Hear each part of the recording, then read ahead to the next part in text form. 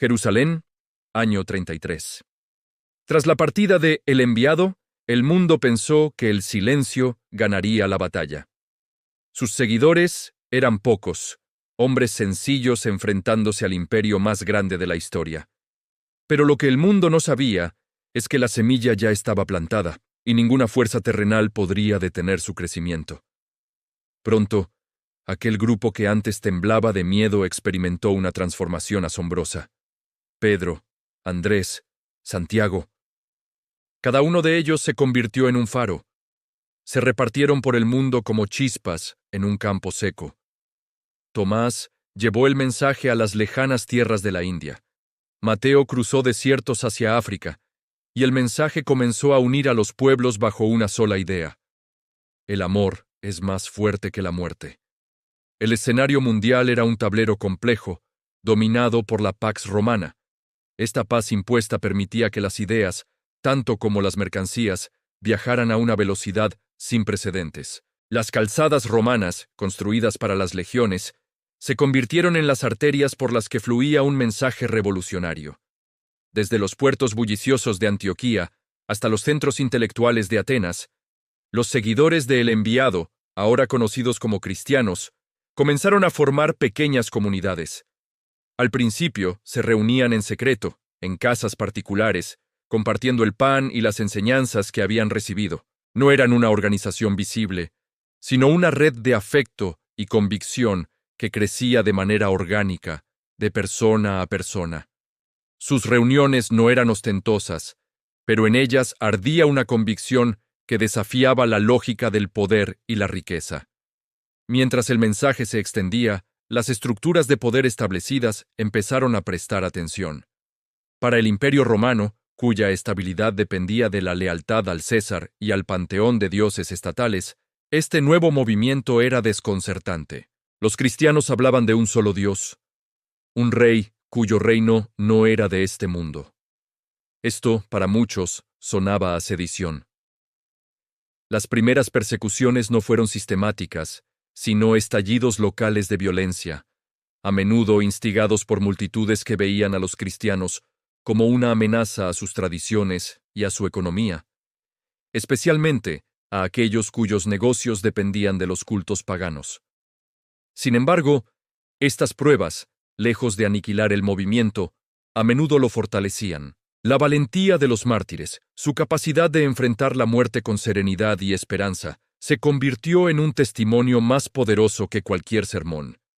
La gente se preguntaba, ¿qué clase de fe es esta que inspira tal devoción? Pero el camino no sería fácil.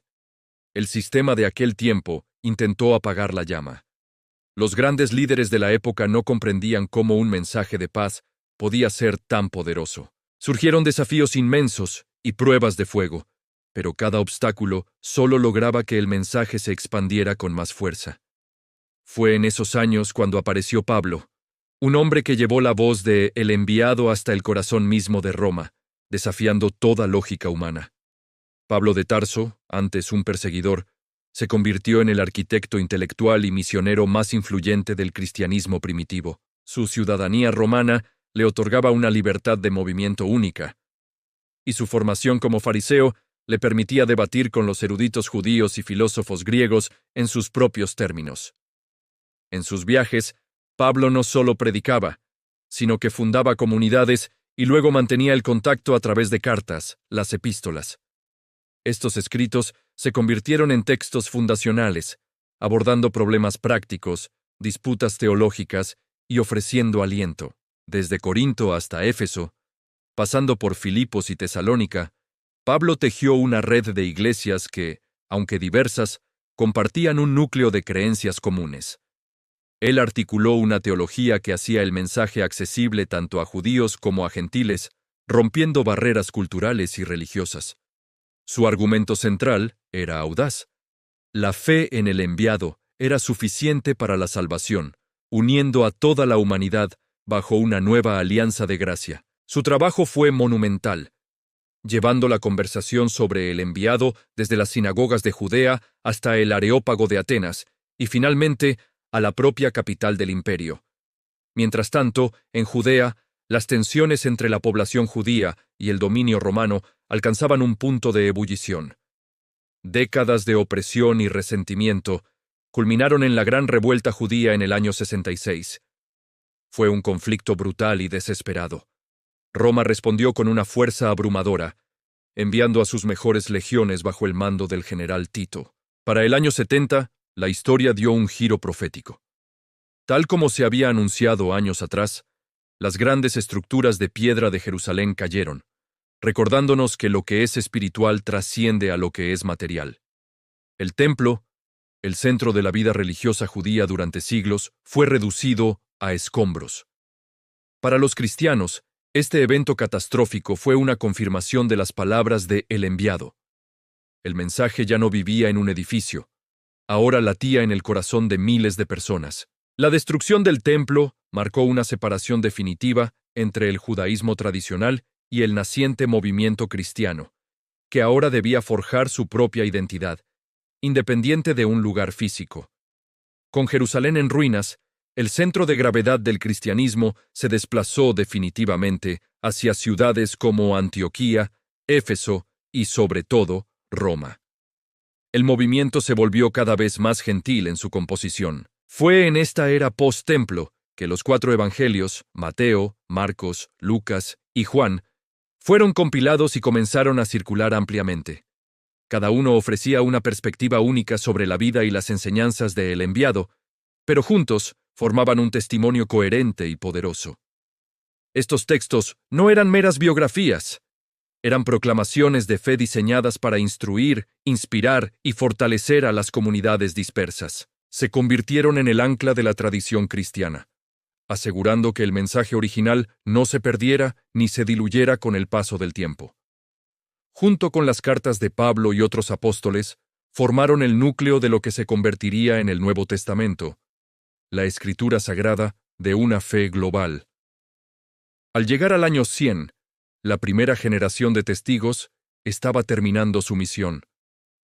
La mayoría de los apóstoles originales habían encontrado un final violento, sellando su testimonio con sus propias vidas. Juan, el último de los amigos cercanos de El Enviado, se encontraba en la solitaria isla de Patmos, exiliado por su fe.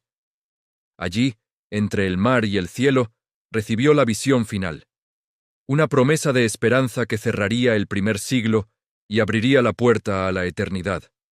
El libro del Apocalipsis, con su lenguaje simbólico y sus imágenes cósmicas, ofrecía un mensaje de triunfo final sobre el mal y la injusticia. No era un mapa del futuro, sino una carta de aliento para una iglesia que enfrentaba persecución, asegurándoles que, a pesar de las apariencias, Dios mantenía el control de la historia. El enviado se había ido físicamente, pero en el año 100 de Cristo, su presencia era más real que nunca. No era el final de una historia, era el nacimiento de una nueva era que cambiaría el destino de la humanidad para siempre. Desde un puñado de seguidores asustados en Jerusalén, el movimiento había crecido hasta convertirse en una fe vibrante con comunidades en todo el Imperio Romano y más allá. Habían sobrevivido a la persecución, a las disputas internas y a la destrucción de su ciudad sagrada. La semilla plantada en la oscuridad no solo había brotado, sino que se estaba convirtiendo en un árbol cuyas ramas comenzaban a extenderse por todo el mundo conocido. Lo que comenzó como un susurro en una provincia remota, se había convertido en una voz que resonaría a través de los siglos. Si esta historia te inspira y quieres seguir explorando los momentos clave que han moldeado nuestro mundo, no olvides suscribirte y activar las notificaciones. Gracias por acompañarnos en este viaje.